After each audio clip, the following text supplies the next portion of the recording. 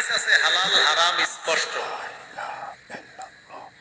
হালাল এবং হারাম বিষয়গুলা মুসলমান যদি সঠিকভাবে জানে, এর মাঝামাঝি কিছু আছে সন্দেহযুক্ত, এগুলা থেকে যদি বাঁচে, হালাল করা হারাম থেকে বাঁচা, সন্দেহযুক্ত জিনিস থেকেও বাঁচা, বেঁচে থেকে যদি কোনো মুসলমান সঠিকভাবে আমল করতে পারে, আশা করা যায় সঠিকভাবে হালালগুলা জেনে পালন করার কারণে, হারামগুলা জেনে বর্জন করার কারণে এবং পাশাপাশি বিশুদ্ধ নিয়তের সাথে তার ভালো আমলের কারণে আশা করা যায় আল্লাহ দুনিয়া থেকে তাকে ঈমানের সাথে নিবে এবং তাকে জান্নাত দান করবে।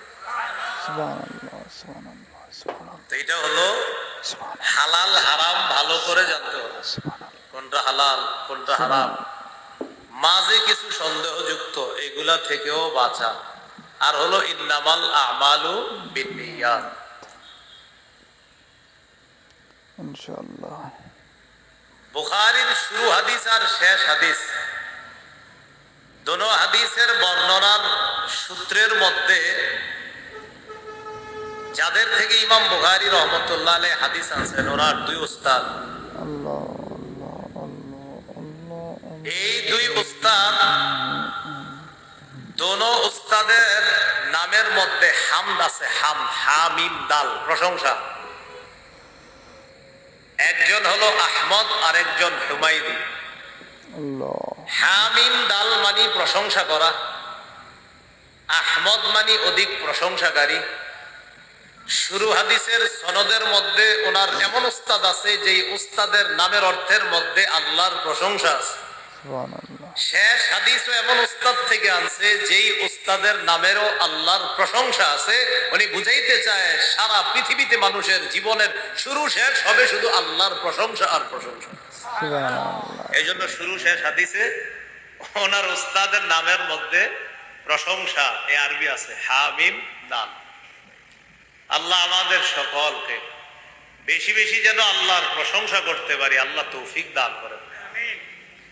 এই জন্য রাসূলুল্লাহ সাল্লাল্লাহু আলাইহি সাল্লাম আল্লাহকে খুব বেশি বেশি বলতেন, আল্লাহুম্মা লাকাল হামদু, আল্লাহ সমস্ত প্রশংসা আপনার।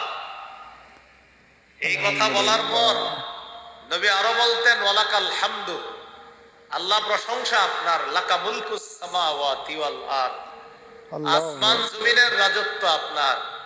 এরপরে বলতেন, ওয়ালাকাল হামদু, আল্লাহ প্রশংসা আপনার, আনতা নূরুস সামাওয়াতি ওয়াল আরদ, আসমান জমিনের নূর আপনি। এরপরে বলতেন, ওয়ালাকাল হামদু, আনতা মালিকুস সামাওয়াতি ওয়াল আরদি ওয়া মান ফিহিন্না, আল্লাহ প্রশংসা আপনার, আপনি আসমান জমিন আর এর মাঝে যা কিছু আছে এই সব কিছুর মালিক বাদশাহ আপনি।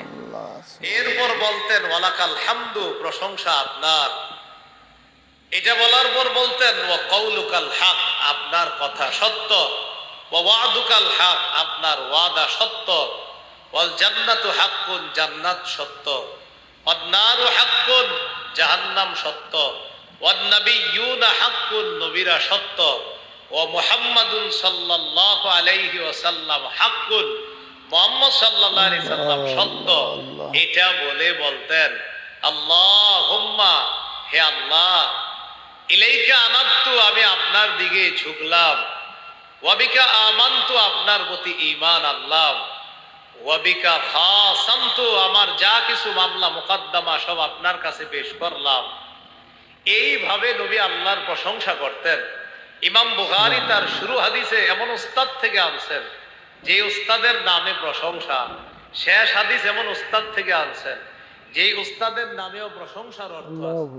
ইমাম বুখারী বুঝায় মানুষের সারাটা জীবন হবে শুধু আল্লাহর প্রশংসা আর প্রশংসা। সুবহানাল্লাহ।